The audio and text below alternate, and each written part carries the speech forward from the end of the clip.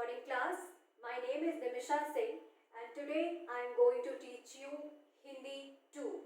So class 7th, आज हिंदी 2 में हम चैप्टर 3 हींग वाला के बारे में पढ़ेंगे। आप सबके पास में बुक्स अवेलेबल होंगी क्लास, तो प्लीज़ आप अपनी बुक्स ओपन कर लीजिए। पेज नंबर 21 चैप्टर नंबर 3 हींग वाला, जिसकी लेखिका सुभद्रा कुमारी चौहान है।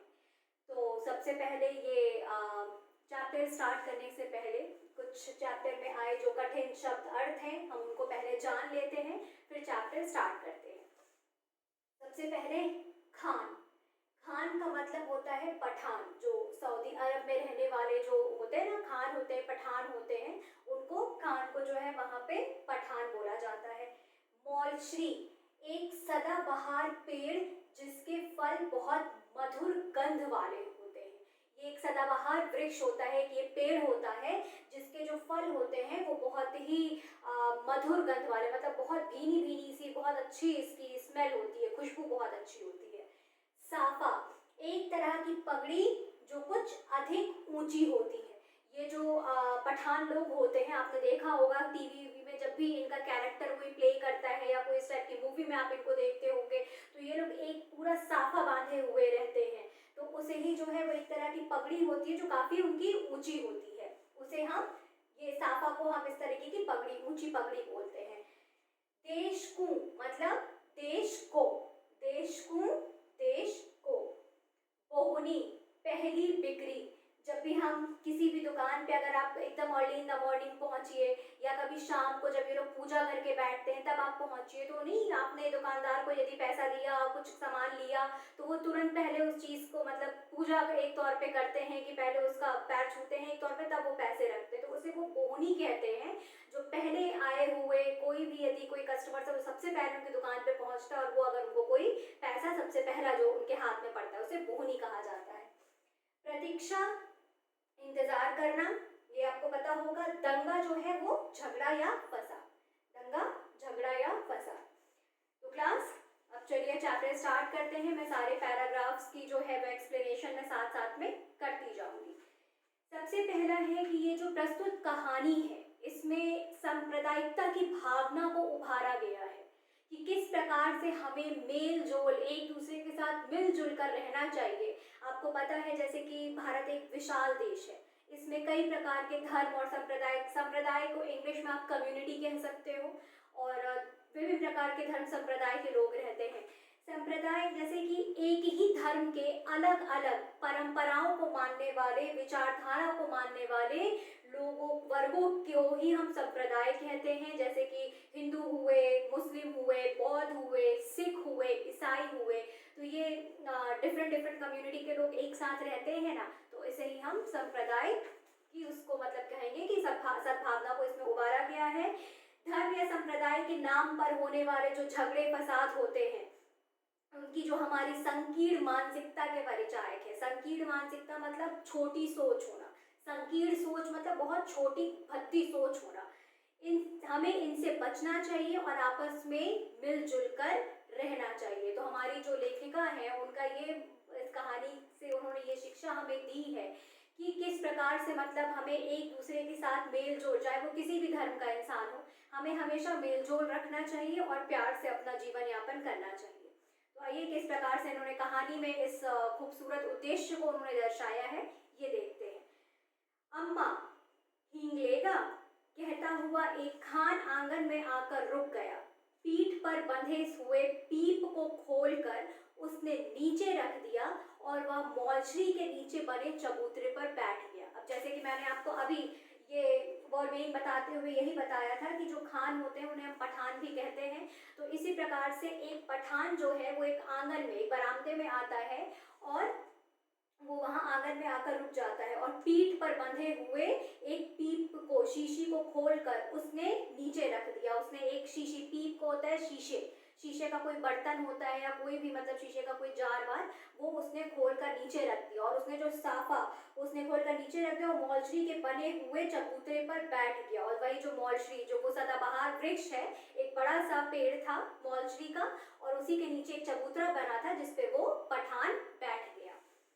भीतरी बरामदे में से एक 10 बरस बरस के बालक ने बाहर निकलकर उत्तर दिया, अभी कुछ नहीं लेना है, जाओ।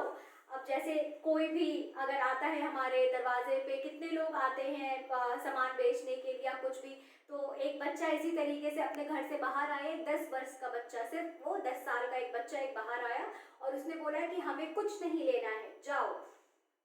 पर खान इतने में भला क्यों जाने लगा।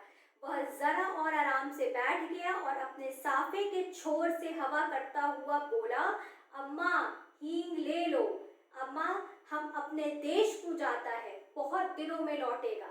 लेकिन खान जो था, मतलब ये जो पठान था, उसने उस बच्चे की बात जैसे सुनी ही ना हो। उसने उस बच्चे को अनसुना कर दिया और उसने अपने सर पे जो साफा बांध रखा था, साफा का मैंने बताया ना कि ये एक तरह की पगड़ी जो अधिक ऊंची होती है, तो उसने वही वो साफा खोला, उसने उस चबूतरे पे बिछाया और वो फिर वहीं बैठ गया। और फिर वो जैसे किसी और को, मतलब किसी घर के बड़े को उसने आवाज लगाई कि अम्मा, मैं जो हूँ वो हींग ले लो, अम्मा मैं अब अपने देश को जाता हूँ। तो ये दूसरे देश से आए हुए थे ये लोग, पहले जो है दूसरे देश से आके, मतलब अपने देश से आके अपने देश में आकर और फिर वो सामान वगैरह बेचा करते थे। तो फिर उसने यही कहा कि मैं अब अपने देश को वापस जा रहा हूँ, आप मुझसे हींग ले लो। सावित्री इस बेटे की बात शायद ही कभी टाल सकी हो। रसोई घर से हाथ धोकर वह बाहर आई, बोली, हींग तो बहुत सी रखी है खान, अभी 15 दिन तो ही नहीं हुए तुमसे हींग ली थी। तो अब एक सावित्री नाम की जो है वो लेडी घर से बाहर आती है और वो खान को, इस पठान को जो है वो अपने बेटे के जैसे मानती है। तो उसने उसको कहा कि अभी तो जो है मैंने तुमसे कुछ ही दिन पहले तो हींग ली थी, अभी तो वही ली हुई हींग नहीं खत्म हुई, मैं नई हींग लेके क्या करूँगी। खान ने जैसे सावित्री की बात सुनी ही ना हो। अब जिस प्रकार से उसने उस बालक की बात अनसुनी की थी, इसी प्रकार से उसने इसकी भी बात को इग्नोर कर दिया, जैसे उसने सुना ही ना हो। उसी स्वर में वो फिर बोला, हम तुम्हारे हाथ की बोहनी मांगता है, 10 ग्राम ही ले लो, पर लो जरूर। अब उसको बोहनी चाहिए होता। बोहनी मैंने क्या बताया था कि आप किसी भी दुकान पे पहले पहुंचिए और वहां पे जो सबसे पहला आप अगर उस एज अ कस्टमर आपने उस दुकानदार को पैसे दिए हैं तो वही वो बोहनी होती है। सबसे पहला तुमसे मुझे कुछ पैसे मांगता है, 10 ग्राम ही ले लो, पर लो जरूर, हम दे कर जाएगा। वो 10 ग्राम ही की थोड़ा सा ही ले लो, लेकिन लो जरूर, मैं दे कर ही जाऊंगा। इतना कहकर खान ने हींग का डिब्बा सावित्री के सामने सरकाते हुए कहा, तुम और कुछ मत देखो, यह हींग एक नंबर है। अब हम किसी भी शॉप पे जाते हैं तो एक दुकानदार अपने सामान को बेचने के लिए हर तरह का हम लोगों को लालच देता है कि ये बहुत अच्छा है, ये एक नंबर है, इसमें कोई कमी नहीं है, आप इसको ज़रूर खरीदिए, आप इसको लेके ट्राई करिए। तो इसी प्रकार से खान भी जो है वो अपनी हींग को बेचने के लिए उसने सावित्री से कहा कि तुम अब कुछ मत सोचो, मैंने वो बहुत एक नंबर की हींग मैंने आपको दी है, आप उस हींग को ले लो बस। और उसने वो जो उसने शीशे का जार था वो उसने सावित्री के सामने रख दिया था। खान बिना उत्तर की प्रतीक्षा किए हींग तौलने लगा। उसने हींग की पुड़िया बनाकर सावित्री के सामने रख दी। अब उसने ये नहीं सोचा कि सावित्री उसको क्या बोलेगी। अभी सावित्री ने हाँ ना कुछ नहीं कहा था, लेकिन वो बिना उत्तर के, मतलब वो उसकी कोई प्रतीक्षा ही नहीं किया, कोई इंतजार नहीं किया और वो बस हींग को जो है वो उसमें से निकाल के तौलने लगा। सावित्री ने हींग की पुड़िया उठा ली और पूछा, कितने पैसे हुए। अब सावित्री बेचारी उसने ले लिया, वो उसके वैसे भी उसमें है ना कि वो अपने बेटे की बात कभी नहीं टालती थी, तो वो खान को, पठान को जो है वो अपने बेटे के ही जैसा समझती थी, वो उसको बहुत मानती थी। तो उसने भी जो है वो हींग की पुड़िया उठा ली और उससे पूछा कि अच्छा बताओ कितने पैसे हुए तुम्हारे। 2 रुपया अम्मा, खान ने उत्तर दिया। खान ने कहा कि 2 रुपए हुए, आप मुझे 2 रुपया दीजिए। सावित्री ने 2 रुपए लाकर खान को दे दिए। खान सलाम करके चला गया, पर सावित्री के बच्चे बहुत नाराज थे। उन्हें यही लग रहा था कि माँ ने खान को 2 रुपए दिए, अभी हम मांगे तो माँ नहीं देगी। अब सावित्री जो है उसने तो खान को पैसे दे दिए, वो दुआ सलाम करके चला गया। लेकिन अब उसके बाद बच्चे ये सारी चीज़ें देख रहे थे, क्योंकि सावित्री ने कहा कि अभी तो मेरे पास हींग बची हुई है, अभी मैंने 15 दिन पहले ही तुमसे ली थी। तो बच्चे मासूम होते हैं, उनको क्या ये है, तो उनको बस ये लग रहा था कि देखो उसने एक बार में बोला और माँ मान गई, अभी यही पैसे अगर हमने मांगे होते तो माँ हमें पैसे नहीं दी होती। 6 साल का छोटा बच्चा माँ से बिगड़ कर बोला, माँ 2 रुपया तो हमको भी दो, हम मलाई खाएंगे। अब उसका 6 साल का बच्चा बोला कि माँ मुझे भी पैसा चाहिए, मुझे भी 2 रुपया तुम दो, मुझे मलाई खानी है। 8 साल की लड़की बड़े गंभीर स्वर में बोली, माँ से रुपया ना मांगो, वे रुपया ना देगी, उनका बेटा तो वही खान है, हम नहीं है। सावित्री हंस पड़ी और बोली, अच्छा चलो पहले खाना खाओ फिर मैं रुपया दूंगी। अब यहाँ सावित्री को हंसी इस बात पर आई कि उसकी इतनी छोटी बेटी महज 8 साल की बच्ची जो है वो उससे कहती है कि कितने गंभीर, मतलब उसके दिमाग में वो कहाँ कहाँ तक सोच गई कि मतलब हमसे ज़्यादा जो है वो माँ खान को मानती है, वो उसी को मानती है, उसी को अपना बच्चा मानती है, वो हमें अपना बच्चा नहीं मानती है। अगर हम पैसा मांगेंगे तो वो नहीं देगी। तो वो इस तरीके से सावित्री हंस दी अपनी छोटी सी बेटी के बात में कि वो अपने किस प्रकार से छोटे भाई को जो है वो सांत्वना देते हुए उसे बता रही थी। सावित्री हंस पड़ी, अच्छा चलो पहले खाना खाओ फिर मैं रुपया दूंगी। अब जैसे यहाँ पे बड़े लोग हमारे घर में बहला देते हैं ना, कोई भी चीज़ चाहिए होती तो पहले कहते हैं अच्छा चलो बाद में देंगे, पहले ये काम करो। तो सावित्री ने भी कहा कि मैं बाद में दूंगी, पहले खाना खा लो। कई महीने बीत गए, सावित्री की हींग सब खत्म हो गई। इसी बीच होली आई। होली के अवसर पर बड़े भयंकर रूप से दंगा हो गया, बहुत से लोग मारे गए। इन मरने वालों में 2 खान भी थे। सावित्री कभी कभी सोचती, हींग वाला खान तो नहीं मार डाला गया।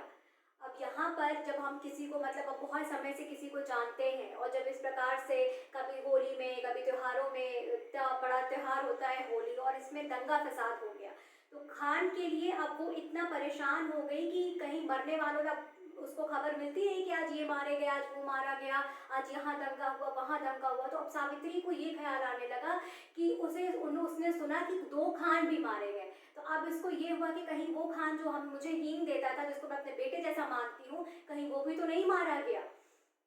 एक दिन सवेरे सवेरे सावित्री उसी मोलछरी के पेड़ के नीचे चबूतरे पर बैठी कुछ बुन रही थी। सावित्री ने सुना उसके पति किसी से कड़े स्वर में कह रहे थे, क्या नाम है, भीतर मत जाओ। अब सावित्री जो है वो अपना दिन भर का सारा काम खत्म करके उसी सदाबहार पेड़ के नीचे बैठकर वो कुछ अपने बुनाई का काम कर रही थी। तभी उसके कानों में आवाज पड़ी कि उसके हस्बैंड जो है वो, उसका पति जो है वो किसी से बोल रहा है कि कौन हो तुम, क्या नाम है तुम्हारा, भीतर मत जाओ, मतलब अंदर मत जाओ घर के। तो वो कुछ पूछताछ कर रहे थे। तभी उत्तर मिला, हींग है, हींग। और खान तब तक आंगन में सावित्री के सामने पहुंच चुका था। और तभी उत्तर मिला, जैसे नहीं होता है कि इंसान बाहर से, हम अगर कोई हमसे हेलो हाय करता है तो हम भी हेलो हाय करते हुए अंदर चले जाते हैं, तो इसी प्रकार से खान भी जो था वो उत्तर करता हुआ, हींग है, हींग बोलता हुआ वो सावित्री के सामने उस आंगन में आ गया। खान को देखते ही सावित्री ने कहा, बहुत दिनों के बाद आए खान, हींग तो कब की खत्म हो गई। अब सावित्री जो है वो उसको एक तौर पे आश्चर्यचकित हुई कि अरे ये कैसे आया यहाँ पे। तो फिर वो वही उससे कहती है कि तुम तो बहुत दिनों के बाद आए, मतलब इतना उसके दिमाग में चल रहा था ना कि उस दंगे फसाद में भी वो उसके बारे में सोच रही थी कि कहीं उसे कुछ हो ना गया हो। तो उसने पूछा कि अब तुम तो बहुत दिन के बाद आए, मेरी तो हींग कब की खत्म हो गई सारी। खान, देश को गया था अम्मा, परसों ही तो लौटा है। अब खान ने क्या उत्तर दिया, यहाँ पे मैंने क्या बताया था कि देश को मतलब देश को, तो खान ने उत्तर दिया कि अम्मा मैं अपने देश को चला गया था। उसने बताया था कि मैं देश को जा रहा हूँ, मैं बहुत समय के बाद लौटूंगा, तो वो अपने देश को वापस चला गया था और वो परसों ही लौट कर आया था। सावित्री, खान, दंगे की बात सुनकर भी तुम हमारे घर चले आए, तुम्हें डर नहीं लगा। अब यहाँ पर ये था कि खान जो था वो एक बहुत ही मतलब दयालु, ईमानदार, एक बहुत उच्च मानसिकता मतलब ऊंची सोच रखने वाला इंसान था। वो मतलब उसकी कोई संकीर्ण मानसिकता नहीं थी, वो हमेशा आपस में मेल जोल के साथ रहता था। तो वो इतना बड़ा दंगा फसाद चल रहा था धर्म के नाम पर, जो इसमें कहानी में बताया जा रहा है कि संप्रदाय के नाम पर जो है वो इतने बड़े दंगे फसाद हो रहे थे, लेकिन इसके बावजूद खान जब जैसे अपने देश से लौट वापस आया, वो तुरंत सावित्री के घर पहुंच गया। तो इसी बात पे सावित्री ने उससे पूछा कि क्या तुम्हें डर नहीं लगा हमारे यहाँ आते हुए। दोनों कान पर हाथ रखते हुए खान बोला, ऐसी बात मत कहो अम्मा, बेटे को भी क्या माँ से डर लगा है। इसके बाद उसने अपना डिब्बा खोला और हींग तोड़कर सावित्री को दे दी। अब यहाँ पर खान जो है उसकी इतनी मतलब इतनी अच्छी सोच थी कि वो सावित्री को अपनी माँ के जैसा मानता था। अब जैसे हम ही लोग हैं, आप लोग हैं, आप अपनी मम्मी पापा से किसी को डर लगता है, कुछ भी है, कोई भी बात होती है बेधड़क बोलते हैं, तो इसी प्रकार से खान भी जो है वो सावित्री को अपने माँ के जैसा मानता था। तो उसको सावित्री के घर जाने से या उससे बात करने से उसे किसी भी प्रकार का भय नहीं, मतलब डर नहीं लगता था। तो वो अपने कान पे हाथ रख के बोला कि ऐसी बात मत कहो अम्मा, बेटे को भी क्या माँ से डर लगा है। उसके बाद उसने अपनी वही हींग का डिब्बा उसने खोला और वो हींग तौलना शुरू कर दिया और उसने हींग तौल कर सावित्री को दे भी दी। दशहरा भारत का बड़ा त्योहार है। लोग त्योहार को उत्साह के साथ मनाने की तैयारी में थे। अब जैसे कि पता है दशहरा मेरा तो बहुत फेवरेट है वो फेस्टिवल। तो दशहरा सबको बहुत पसंद आता है, इतना घूमने को मिलता है, कई प्रकार के हर शहर में मेले लगते हैं, दुर्गा पूजा से रिलेटेड सारे मेले लगते हैं। तो इसी प्रकार से 4 बजे शाम को काली माता का जुलूस निकलने वाला था। पुलिस का काफी प्रबंध था। सावित्री के बच्चों ने कहा कि हम काली माता का जुलूस देखने जाएंगे। सावित्री के पति शहर से बाहर गए हुए थे। अब दशहरे के टाइम पे सावित्री के बच्चे जो है वो बोले कि माँ हमें भी शाम को मेला घूमने जाना है, जुलूस देखने जाना है। लेकिन सावित्री के जो हस्बैंड थे वो घर से मतलब शहर से बाहर थे, तो वो किसके भरोसे बच्चों को भेजती, वो खुद अभी लेके जा नहीं सकती थी। लेकिन अब उसके बच्चे जो हैं वो पूरी तरीके से जिद करने लगे कि हम काली माता का जुलूस देखने जाएंगे। सावित्री बच्चों को जुलूस देखने कैसे भेज दे, मतलब उसको ये चिंता थी ना कि वो किसके साथ उसको भेजेगी, कैसे भेज देगी वो बच्चों को अकेला। पैसे खिलौने वगैरह के उसने बच्चों को ना जाने कितने प्रलोभन दिए। प्रलोभन मतलब होती है लालच देना, बच्चों को बहलाना फुसलाना। दिए गए पर बच्चे ना माने। तो ना माने, लाचार होकर सावित्री को काली माता का जुलूस देखने के लिए बच्चों को नौकर श्यामू के साथ भेजना ही पड़ा। अब बच्चे जो है वो काली माता का जुलूस देखने ना जाए, इसके लिए सावित्री बेचारी बहुत मेहनत की। उसने खिलौनों देने का जो है वो लालच दिया, पैसे देने का लालच दिया, यहाँ घुमाने का वहाँ घुमाने का लालच दिया। लेकिन बच्चे जो है वो उसकी किसी भी बात को मानने को तैयार नहीं थे। वो बस जिद पे अड़ गए थे कि नहीं, मुझे जुलूस देखने जाना है, मुझे शाम का काली माता का जुलूस देखने, मेला देखने जाना है, मुझे जाने दो। तो अब सावित्री क्या करती, इसीलिए उसने सावित्री ने काली माता का जुलूस दिखाने के लिए बच्चों को अपने नौकर, जो उसके घर में उसका नौकर था श्यामू, उसके साथ बच्चों को भेज दिया। बच्चे तो खुशी खुशी काली माता का जुलूस देखने गए। इधर बच्चों को भेजने के साथ ही सावित्री के प्राण मुरझा से गए। अब अभी जो है वो बच्चे तो खुशी खुशी चले गए देखने के लिए, लेकिन अब जैसे सावित्री ने नौकर रामू के साथ बच्चों को भेजा, भी वो गए थे कि अब सावित्री के जो है वो प्राण मुरझा से गए, मतलब अब वो उसको डर लगने लगा। वो थोड़ा सा डर से गई तो उसे डर लगने लगा था। किंतु बच्चों को भेजने के साथ ही सावित्री उनके लौटने की भी प्रतीक्षा करने लगी। अब उसने बच्चों को भेज दिया, लेकिन अब वो अभी भेजते ही अब उनके वापस भी आने का उसने वो इंतजार करना शुरू कर दी कि मैंने भेज दिया, लेकिन अब मेरे बच्चे जल्दी से जल्दी कब वापस आ जाए, कब वो घर आ जाए। किंतु देखते ही देखते दिन ढल गया, पर सावित्री के बच्चे ना लौटे। अब सावित्री घबराई हुई बच्चों को भेज देने की अपनी मूर्खता पर पछताती हुई कभी भीतर जाती, कभी बाहर आती। अब देखते देखते उसका दिन जो है वो दिन दोपहर खत्म हो गई, शाम का टाइम होने लगा। अब वो ज्यादा, एक तो वो वैसे भी घबरा रही थी, वो तो भेजने के साथ ही उनका वेट करने लगी थी, तो अब उसको और ज्यादा डर लगने लगा कि आखिर बच्चे अभी तक शाम होने को आ गई, बच्चे कहाँ रह गए, कितना देर वो जुलूस देखे या कितना देर वो मेला देख रहे हैं। तो अब वो अंदर बाहर, मम्मी लोग नहीं परेशान होकर अंदर बाहर करती रहती है कि यहाँ देख ले वहाँ देख ले, इनसे पूछ ले। तो इसी प्रकार से सावित्री भी जो है अब उसको अपने पे भी, अपनी मूर्खता पे कि क्यों मैंने बच्चों को भेज दिया, वो साथ में ही होते, तो वो भी घबरा कर मतलब भीतर बाहर, मतलब अंदर बाहर अपने घर में करने लगी थी। इतने में ही उसे कुछ आदमी सड़क पर भागते हुए जान पड़े। वह दौड़कर बाहर गई, भागते हुए आदमियों से पूछा, ऐसे क्यों भागे जा रहे हो। अब वो जब इस प्रकार से घर में परेशान घूम रही थी, तभी उसने देखा होगा अपने घर में से कि कई आदमी जो है वो दौड़े चले जा रहे हैं, बेतहाशा सड़क पर दौड़ रहे हैं। तो वो तुरंत दौड़कर बाहर गई और उसने पूछा कि अरे ऐसे क्यों भागे जा रहे हैं, क्या हो गया, इस तरीके से क्यों दौड़ रहे हैं आप लोग सड़क पे। एक आदमी बोला, दंगा हो गया माँ, दंगा। सावित्री के हाथ पैर ठंडे पड़ गए, मतलब कि जो जुलूस देखने जो उसके बच्चे गए थे, जो दशहरे का भी अवसर आया था, जिस प्रकार से होली में दंगे फसाद हुए थे, उसी प्रकार से इसमें भी दशहरे में भी जो है वो झगड़े हो गए। दंगे का मैंने क्या बताया है यहाँ पे, दंगे का है झगड़ा फसाद, इसी प्रकार से झगड़ा फसाद हो गया वहां पे भी। अब तो सावित्री बिल्कुल ठंडी पड़ गई। अब मतलब उसको वो बिल्कुल सन्न रह गई ये सुन के कि बताओ मैंने बच्चों को भेज भी दिया इतने बड़े जुलूस में, इतने बड़े मेले में, और वहाँ इस प्रकार से दंगा फसाद हो गया। उसे रह रहकर अपने पे क्रोध आ रहा था। अब वो बहुत ज़्यादा गुस्सा आ रही थी, उसको अपने पे बहुत ज़्यादा गुस्सा आ रहा था कि आखिर उसने बच्चों को भेजा ही क्यों। अब उसे ये लग रहा था कि मैंने क्यों भेजा अपने बच्चों को, अगर वो ना भेजती तो क्या बच्चे ज़बरदस्ती चले जाते। अब अगर उसने एक बार वो मना कर देती, जैसे आपके पेरेंट्स आपको मना कर देते हैं, तो ऐसा तो है नहीं कि हम ज़बरदस्ती घर से बाहर चले जाते हैं, पेरेंट्स की तो बात का मान रखते हैं। लेकिन यहाँ सावित्री सिर्फ बच्चों की जिद पूरा करने के लिए उसे भेज दी थी, और वो यही सोच रही थी कि अगर मैं उन्हें नहीं भेजती तो क्या बच्चे मुझसे मतलब वो करके चले जाते, घर से बाहर हो जाते। नहीं, तो उसको ये सोच के अपने पे बहुत गुस्सा आ रहा था।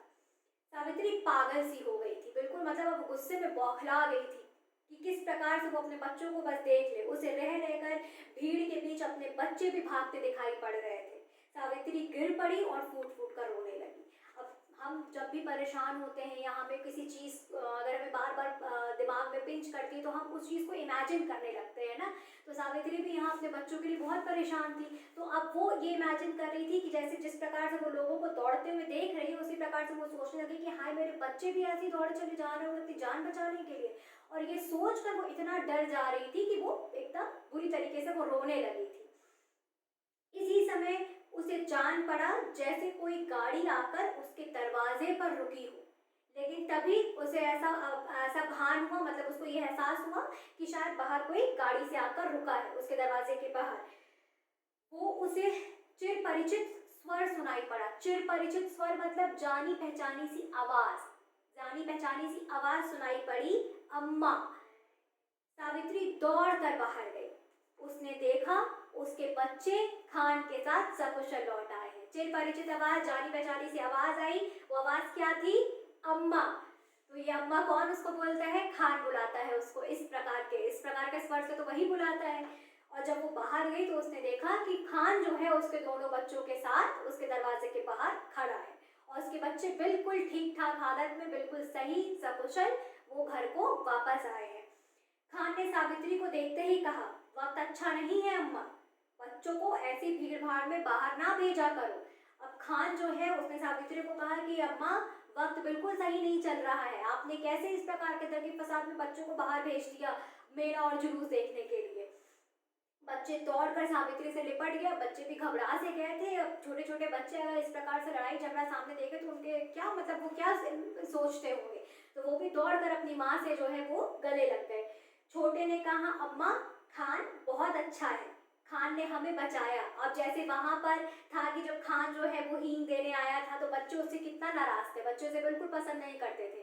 जब वो 2 रुपया लेकर सलाम दुआ करके चला गया था तो बच्चों ने कितना मतलब बुरा भला जो है वो खान के लिए बोला था।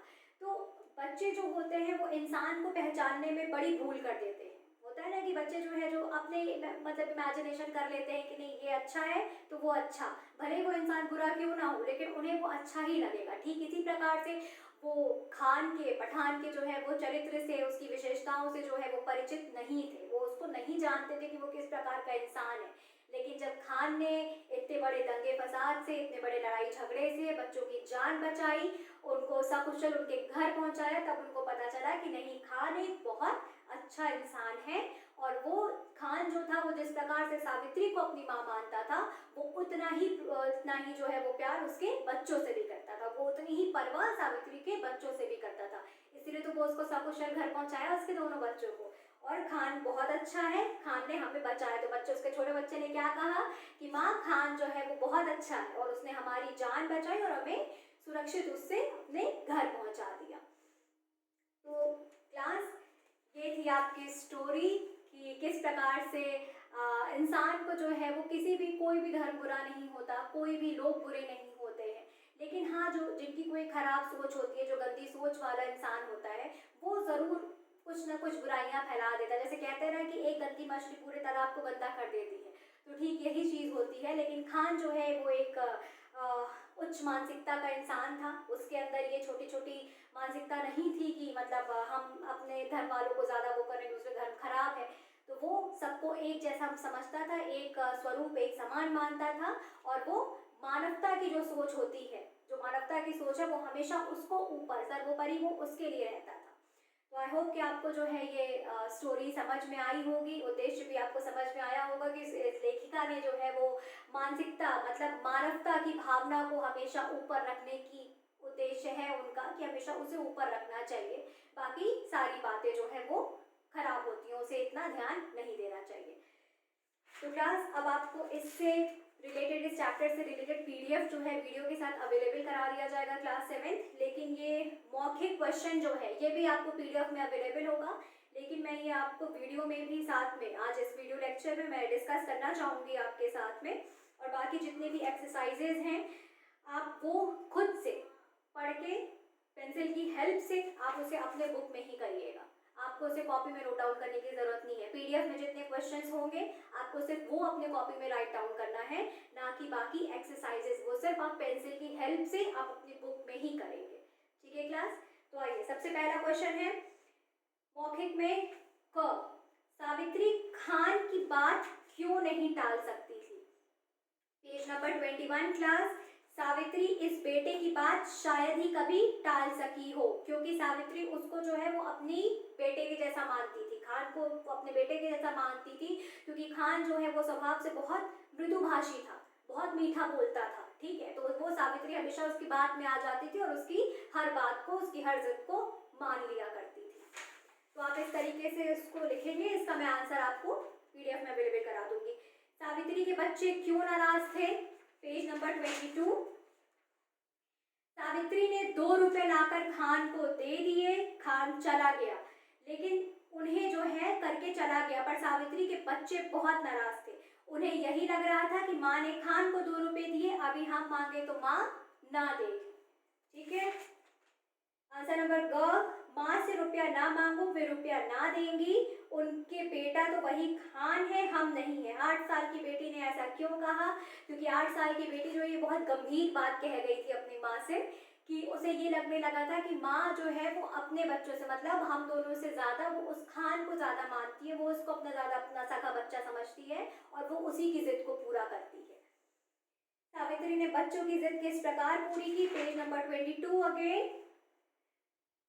सबसे पहला, सावित्री के बच्चों को जुलूस देखने कैसे भेज दे, पैसे खिलौने वगैरह के उसने बच्चों को ना जाने कितने प्रलोभन दिए, पर बच्चे ना माने तो ना माने। लाचार होकर सावित्री को काली माता का जुलूस देखने के लिए बच्चों को नौकर श्यामू के साथ भेजना ही पड़ा। ठीक है क्लास, तो ये आपके मौखिक क्वेश्चंस का है, बाकी जितने ये लिखित क्वेश्चन हैं। और देन क्वेश्चन नंबर 2 के इस कहानी के आधार पर खान के चरित्र की विशेषताएं लिखिए, या फिर दोनों कानों पर हाथ रखते हुए खान बोला ऐसी बात मत कहो अम्मा, बेटे को भी क्या माँ से डर लगा है, खान की उक्ति से उसका कैसा मनोभाव प्रकट हो रहा है। ये सारी चीज़ें आपको पीडीएफ में अवेलेबल होंगी क्लास। तो अब मैं चाहूँगी कि आप इस चैप्टर को जो है वो अच्छी तरीके से पढ़िएगा, समझिएगा और याद रखिएगा। हम जब भी मिलेंगे मैं इस बारे में ज़रूर डिस्कस करूँगी आपसे। And class please I hope कि आप सारे मेजर प्रोटोकॉल्स, जितने भी सेफ्टी मेजर्स हैं वो आप ले रहे होंगे और आपने